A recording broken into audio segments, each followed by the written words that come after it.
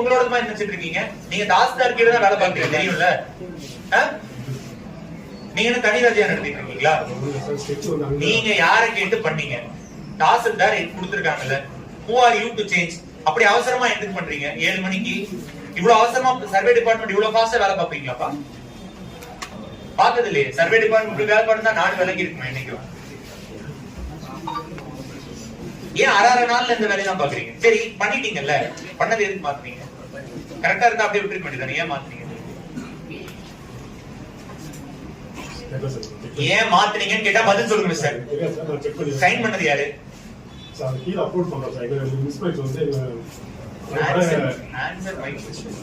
கரெக்டா இருக்கத பண்ணீங்கன்னா ஏன் மாத்துறீங்க? அரை மணி திருப்பி அரை நாள் ரெண்டு பேரும் இல்லைன்னா 2 பேரையும் சஸ்பெண்ட் பண்ணி இன்சூரன்ஸ் பண்ணாங்க. பதில் கொடுக்கலன்னா இவரையும்